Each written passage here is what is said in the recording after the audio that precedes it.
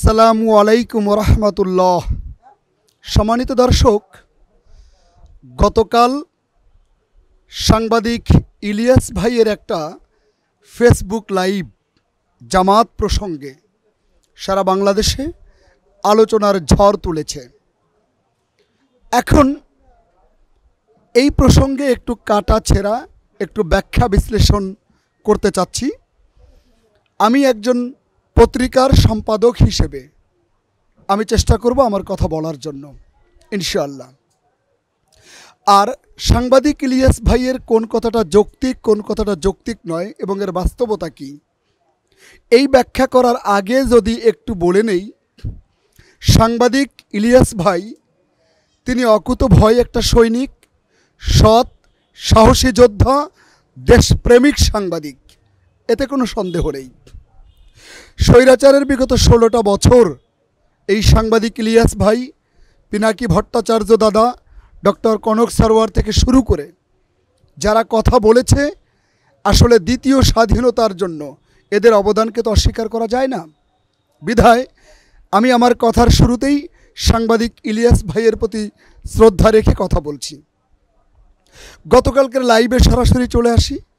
গতকালকের লাইভে সাংবাদিক ইলিয়াস ভাই যখন কথা বলেছে, আমার কাছে যেটা মনে হয়েছে যে সাংবাদিক ইলিয়াস ভাই প্রচণ্ড রাগী ছিলেন এবং বেশ রাগের সাথে যেন ক্ষোভ ঝেড়ে কথা বলেছেন বা কথা বলতে চেয়েছেন।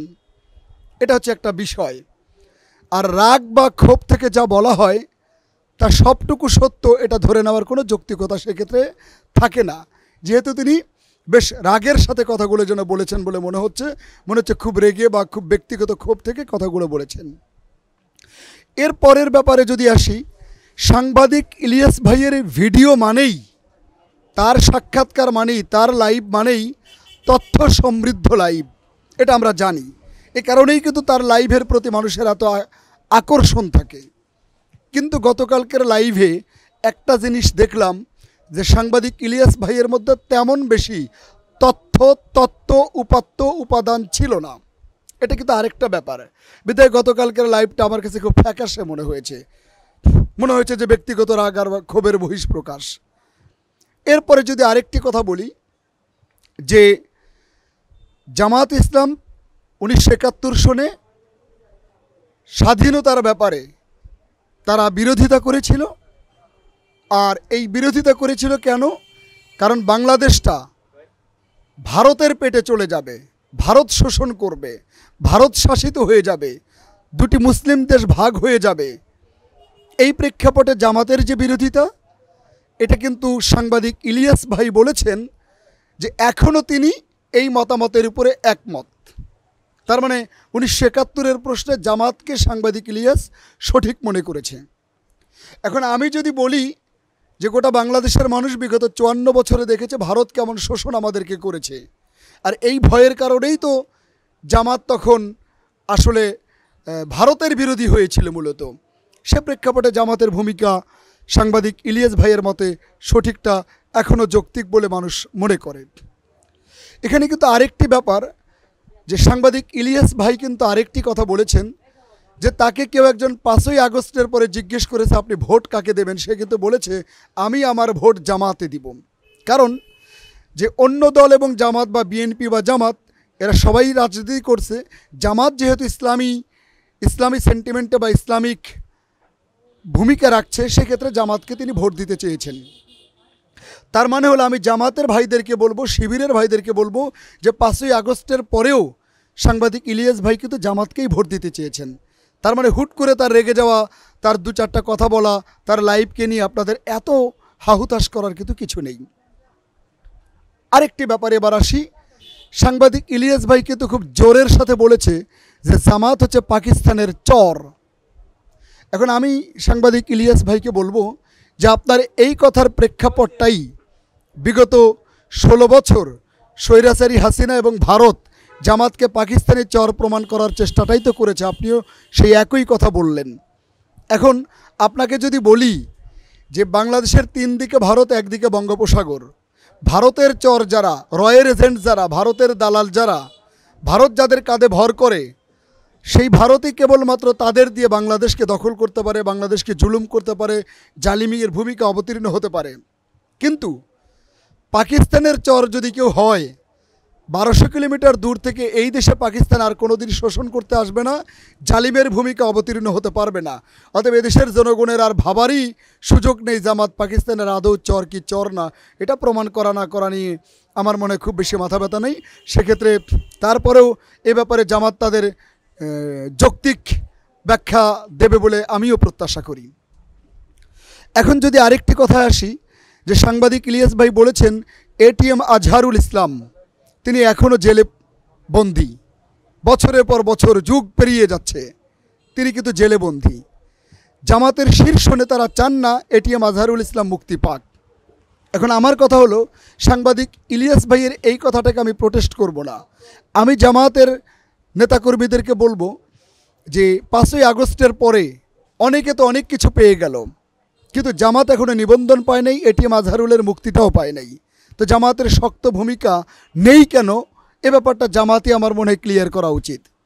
আরেকটি ব্যাপার হলো যে জামাতের যে শীর্ষ নেতাদের ফাঁসি হয়েছে, এ ব্যাপারে ইলিয়াস ভাই কিন্তু একটা কথা বলেছেন। তিনি বলেছেন যে জামাতের সেকেন্ড সারির নেতারা বা পরবর্তী সারির নেতারা চেয়েছে বা তারা বাঁচাতে চায়নি, তারা চেষ্টা করেনি, প্রচেষ্টা করতে চায়নি, কারণ তারা পদাধিকার বা ক্ষমতার লোভ তাদের মধ্যে ছিল। তারা চেয়েছে শীর্ষ নেতারা যদি ফাঁসি হয়ে যায় তারা পদ পাবে।